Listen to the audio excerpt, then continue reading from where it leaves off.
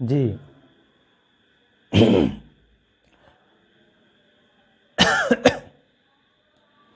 आज हम बात करेंगे असेसमेंट फॉर लर्निंग की, जो बीएड सेकेंड ईयर के का एक पेपर भी है जो बहुत ही अच्छा स्कोर करता है। सीटेट में भी यह असेसमेंट फॉर लर्निंग है, और जो लोग एमएड एंट्रेंस की तैयारी करते हैं, बीएड के बाद जाना चाहते हैं, उनके लिए भी यह असेसमेंट फॉर लर्निंग महत्वपूर्ण है। इसी पर हम बात करते हैं। असेसमेंट फॉर लर्निंग को हिंदी में अधिगम के लिए आकलन कहते हैं। अधिगम के लिए आकलन। वैसे आप लोगों ने आकलन से जुड़े हुए कुछ और भी शब्द सुने होंगे, जैसे मापन, मूल्यांकन, आकलन ये है, और परीक्षा। ये जो चारों शब्द हैं देखने में एक जैसे लगते ज़रूर हैं, लेकिन इनमें कुछ न कुछ अंतर है। पहले हम लोगों को इसी को समझ लेना है कि मापन क्या है। मापन का अर्थ होता है हम मात्रा में किसी चीज़ को मापते हैं, जैसे ऊंचाई को मापना, लंबाई को मापना, भार को मापना। तो जब ऐसे लोगों को हम नापेंगे, ऐसी चीज़ों को नापेंगे, तो कुछ अंक मिलेंगे। इसीलिए इसे कहा जाता है मात्रात्मक मापन। मूल्यांकन क्या है? मूल्यांकन में हम अंक नहीं लाते, इसमें गुण आते हैं, गुण मापते हैं, जो आगे चलकर हम लोग इस पर बात करेंगे मूल्यांकन पर डिटेल में। इसीलिए इसे गुणात्मक कहते हैं, क्योंकि ये गुणात्मक मान मापता है। आकलन क्या करता है? आकलन सच पूछिए तो कक्ष में इसका आकलन किया जाता है कि विद्यार्थी कितना सीख रहा है, कितना सीख लिया, किस स्तर पर पहुंच गया। स्तर की जांच करते हैं, और स्तर की जांच करने के बाद उसमें संशोधन भी करते हैं, इसमें संशोधन भी करते हैं। तो ये आकलन है। परीक्षा क्या है? एक टूल है। परीक्षा एक टूल है। जैसे मापन में हम बात कर रहे थे, तो मापन में जो हम बात कर रहे थे कि मापन क्या करता है? मापता है। तो मापन जो माप रहा है, किसके माध्यम से मापेंगे हम? लंबाई के लिए हमें पैरामीटर चाहिए, कोई उपकरण चाहिए। उसी तरह से परीक्षण एक टूल है, एक उपकरण है, जिसके वजह से हम किसी भी चीज़ का क्या करते हैं? मूल्यांकन करते हैं। जैसे टीचिंग एप्टीट्यूड। टीचिंग एप्टीट्यूड का जो हम क्वेश्चन बनाते हैं, क्वेश्चन पेपर वो एक प्रकार का टूल है, जिसके माध्यम से हम यह मापन करेंगे कि टीचिंग स्किल में उस विद्यार्थी की, उस व्यक्ति की क्या अभिरुचि है। तो एक परीक्षा एक टूल है, और इस टूल के माध्यम से हम मूल्यांकन करते हैं। तो इस सब में थोड़ा थोड़ा अंतर है, एक जैसे नहीं है, इसमें थोड़ा सा अंतर है। मापन हम अंक का मापन करते हैं, मूल्यांकन व्यापक है। मूल्यांकन के अंदर मापन भी आ जाएगा, आकलन भी आ जाएगा, परीक्षा भी आ जाएगी। परीक्षा तो उपकरण है। तो इस तरह से एक खाका तैयार हुआ कि ये मापन, मूल्यांकन, आकलन और परीक्षा में क्या अंतर है। अब हम सीधे बात करेंगे किस पर? सीधे हम बात करेंगे अधिगम के लिए आकलन में। अधिगम के लिए आकलन में बात जब होती है तो इसको 3 भागों में बांटते हैं, या कह लीजिए 3 आयाम हैं इसके। आकलन के 3 आयाम हैं।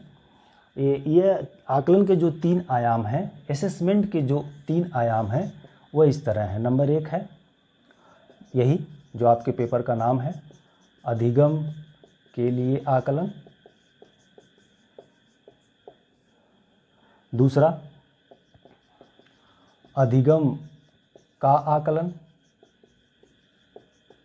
तीसरा, अधिगम के रूप में आकलन। इसी को इंग्लिश में assessment for learning, assessment of learning और असेसमेंट एज लर्निंग कहते हैं। ये तो हो गई इसकी इंग्लिश, ये शॉर्ट में लिखे हैं। तो assessment for learning, assessment of learning और असेसमेंट एज लर्निंग के रूप में ये तीनों चीज़ें आती हैं। इन तीनों को समझ लेते हैं, क्या है ये तीनों। अधिगम के लिए जो आकलन है ये कक्षा में होगा। कक्षा में शिक्षक और शिक्षार्थी के बीच जो चीज़ें पढ़ाई जा रही हैं, ऐसे पढ़ाई गई चीज़ों को कहते हैं अधिगम के लिए आकलन। जो चीज़ें विद्यार्थी को शिक्षक पढ़ा दिया, उसके बाद जब वह देखता है कि जो चीज़ें हमने पढ़ाई है विद्यार्थियों को, वह विद्यार्थियों को कहाँ तक आत्मसात हुई या कहाँ तक प्राप्त किया, तब उसे हम कहते हैं अधिगम का आकलन। दूसरा समझ में आए, फिर से समझिए। पहला है, जब कक्षा में विद्यार्थी और शिक्षक के बीच किसी टॉपिक को सिखाने के लिए बात हो रही है, तब उसे कहते हैं अधिगम के लिए आकलन। और जब 45 मिनट 40 मिनट के क्लास में सिखाने के बाद जब शिक्षक यह जानने का प्रयास करता है कि जो चीज़ें सिखाई गई वो विद्यार्थियों को कहाँ तक प्राप्त हुई कि नहीं हुई, उसको कहते हैं अधिगम का आकलन। और उसके बाद जब विद्यार्थी खुद सीखे हुए ज्ञान को अपने आप में देखे, तब उस तीसरे स्थान पर हम पहुँच जाते हैं, उसे कहते हैं अधिगम के रूप में आकलन। बात समझे।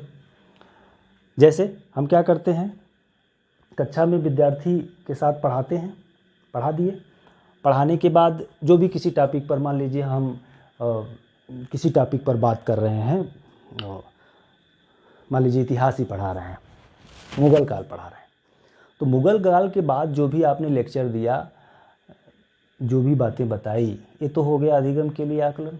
फिर आप प्रश्न करते हैं बच्चों से, तो बच्चा उसका उत्तर देता है, तो आप वहाँ क्या देखना चाह रहे हैं? आप वहाँ देखना चाह रहे हैं कि अधिगम का आकलन, कि विद्यार्थी ने कितना सीखा, कितना ऑब्जर्व किया आपकी बातों को।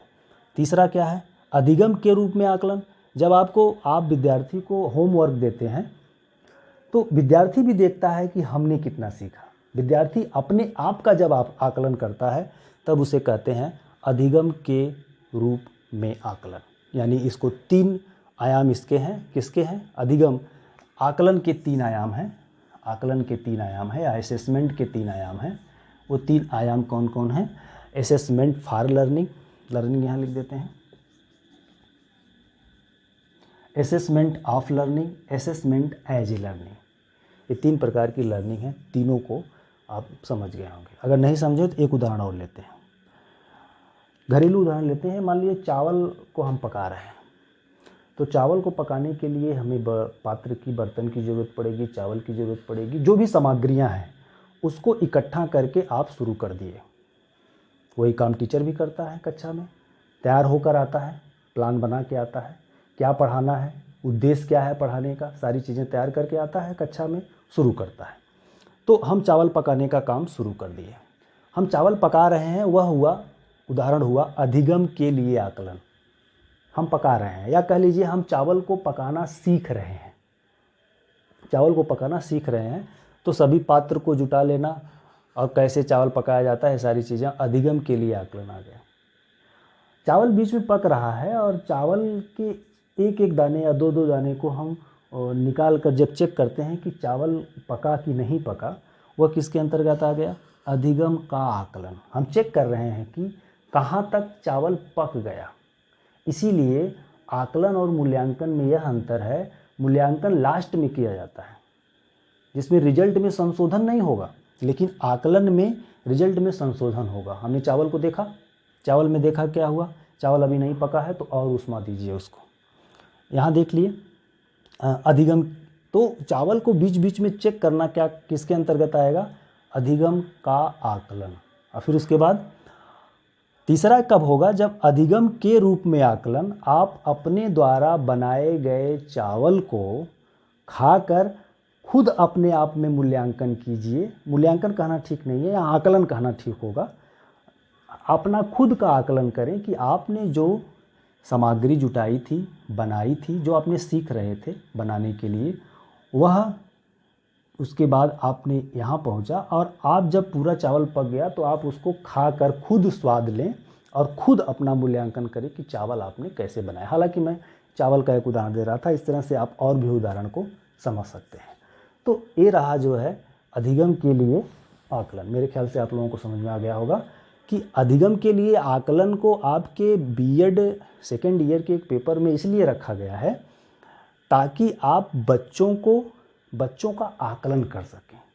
अभी मूल्यांकन नहीं करेंगे, मूल्यांकन तो लास्ट में करेंगे, जब एग्ज़ाम ले लेंगे, पूरा सेमेस्टर पढ़ा लिए या एक वर्ष पढ़ा लिए, उसके बाद जब आप एग्ज़ाम लेंगे किसके माध्यम से, जो बताए थे, टूल के माध्यम से क्वेश्चन पेपर बनाएंगे, जिसे परीक्षा बोल रहे थे, परीक्षा जिसे बोल रहे थे, उसके माध्यम से जब आप मूल्यांकन करेंगे तब वो मूल्यांकन होगा। अभी रोज़ जो कक्षा में आप कर रहे हैं वह मूल्यांकन नहीं है बल्कि आकलन है। इसको और भी क्लास में आगे हम और बताएंगे कि आकलन के बाद मूल्यांकन क्या है, मापन क्या है, मूल्यांकन के कितने प्रकार हैं। आपके सिलेबस में CCE है, एक नया कॉन्सेप्ट आया है SBA, स्कूल बेस्ड असेसमेंट, ये नया कॉन्सेप्ट है, उसको भी बात करेंगे, वो भी आपके सिलेबस में है। तो ये सारी चीज़ें हम लोग यहाँ तक बात करेंगे। तो असेसमेंट फॉर लर्निंग का मतलब ही यही है, आपके बीएड सेकेंड ईयर में जो पेपर है असेसमेंट फॉर लर्निंग, उसका काम ही यही है कि विद्यार्थियों को सिखाने के लिए मूल्यांकन करना, यानी अधिगम के लिए मूल्यांकन। आप सिखाने के लिए जो है आकलन कीजिए, ये मूल्यांकन के अंतर्गत सारी चीज़ें आती हैं। तो आज यहीं रोकते हैं, छोटा सा था ये एक छोटा सा क्लास, नेक्स्ट में और अच्छे से करते हैं। ठीक है, बहुत बहुत धन्यवाद।